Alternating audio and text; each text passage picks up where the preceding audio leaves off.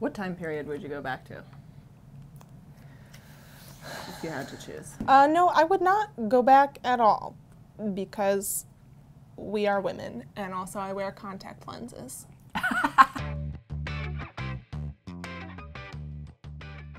Hi readers, I'm Abby. I'm Emma. And we're here to tell you about our 6 favorite works of historical fiction. My first pick is The Evening Road by Laird Hunt. It has 2 alternating narrators who experience the same event in a late summer evening in Indiana in 1930 in very different ways.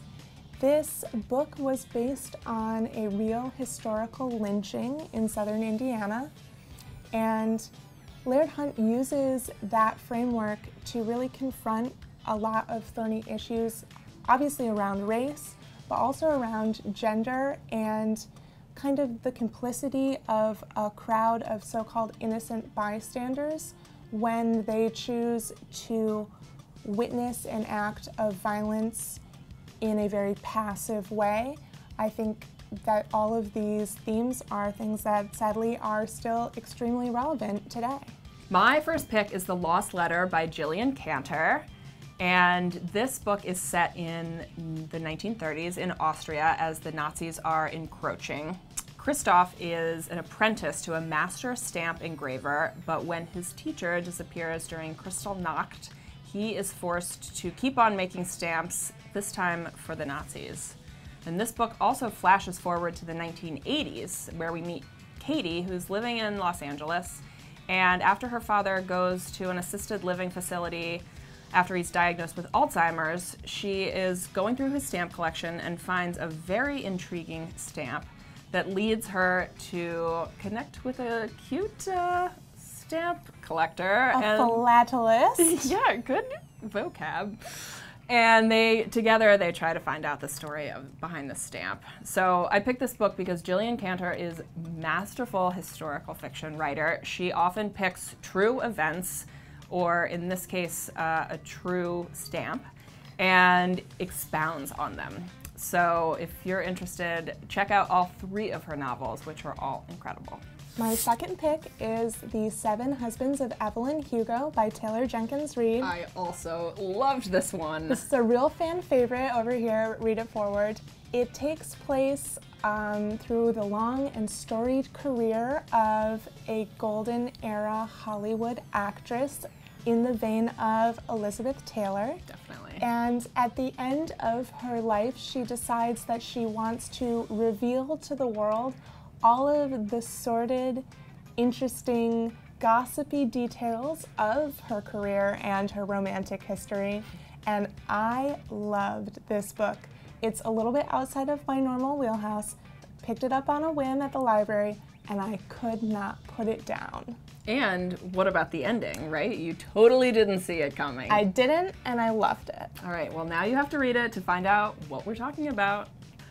My second pick is The Address by Fiona Davis. And you know I love everything that Fiona Davis writes because she takes a building in New York City and imagines what might have happened there long ago. So in this one, it's centered around the Dakota.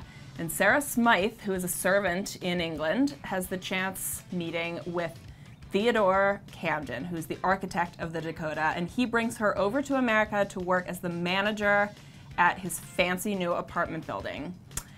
Now we flash forward again to the 80s. Woohoo! Historical fiction is the 80s. Yikes. But we meet Bailey, who is a descendant of a ward of Theodore Camden. So unfortunately, because she's not direct blood, she's not entitled to the money in his estate. But she does get the chance, as the interior decorator, to redecorate the very apartment where Theodore Camden was stabbed to death by a mad woman, Sarah Smythe.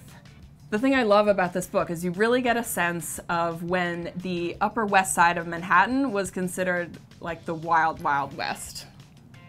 My final pick is Homegoing by Yaa Gyasi. It's 250 years in the lives of 2 half-sisters and their descendants.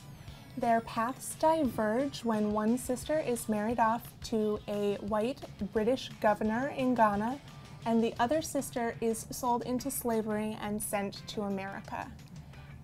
This book is so compelling.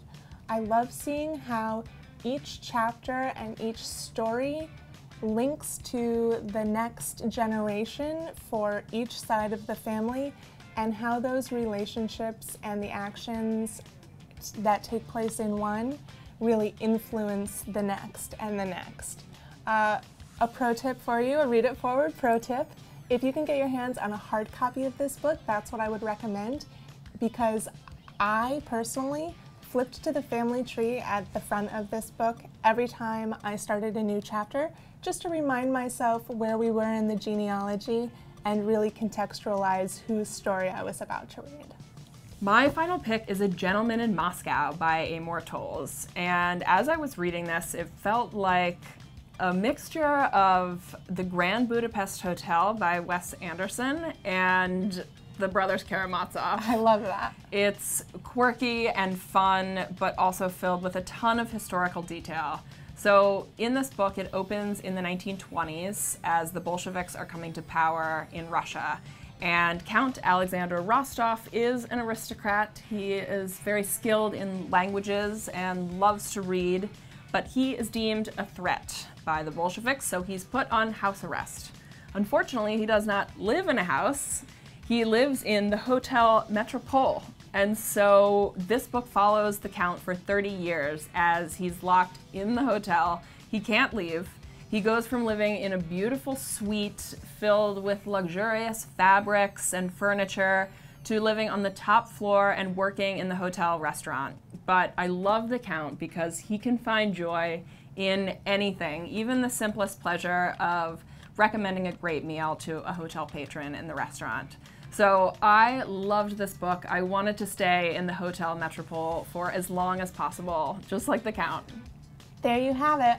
Our 6 favorite picks for historical fiction novels. Do you have a piece of historical fiction that you'd like to recommend? Leave it in comments below or tweet at us at Read It Forward. And if you want to get great book recommendations sent directly to your inbox, sign up for our email newsletter at readitforward.com.